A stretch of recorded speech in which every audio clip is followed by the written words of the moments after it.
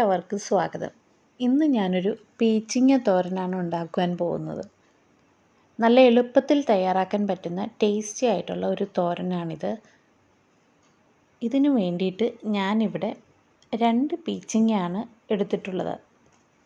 നന്നായിട്ട് കഴുകി അതിൻ്റെ അരമെല്ലാം ചെത്തിക്കളഞ്ഞതിന് ശേഷം ഇതുപോലെ ചെറുതായിട്ട് അരിഞ്ഞെടുക്കണം. ഒരു ചെറിയ സവാളയും 3-4 പച്ചമുളകും അരിഞ്ഞ് മാറ്റി വയ്ക്കണം. ഇനി വേണ്ട ഇൻഗ്രീഡിയൻസ് നമുക്ക് നോക്കാം.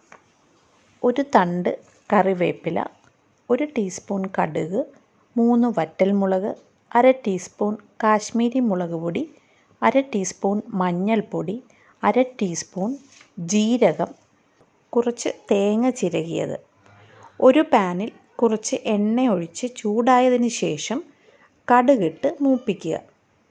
അതിനുശേഷം ജീരകമിട്ട് പൊട്ടാൻ തുടങ്ങുമ്പോൾ വറ്റൽമുളകും വേപ്പിലയും ഇടുക.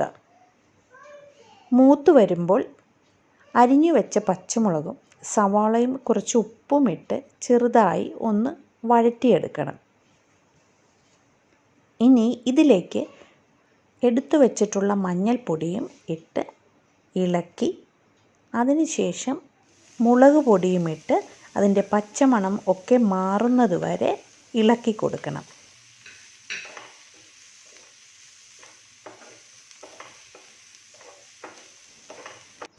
അരിഞ്ഞു വെച്ച പീച്ചിങ്ങയിട്ട് എല്ലാം ഒന്ന് നന്നായി ഇളക്കി യോജിപ്പിച്ചെടുക്കണം.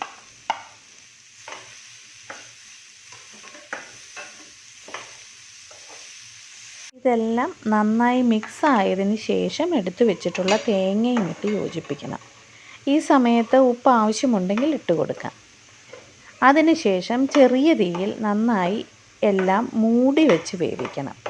ഒട്ടും വെള്ളം ഒഴിച്ച് കൊടുക്കേണ്ട ആവശ്യമില്ല.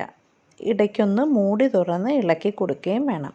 പീച്ചിങ്ങയിലുള്ള വെള്ളം കൊണ്ട് തന്നെ ഇത് നന്നായി നമുക്ക് വെന്ത് കിട്ടും. വെന്ത് പാകമാവുമ്പോൾ മൂടി തുറന്ന് വെച്ചിട്ട് വെള്ളമൊക്കെ വറ്റുന്നത് വരെ നന്നായി ഇളക്കി കൊടുക്കണം.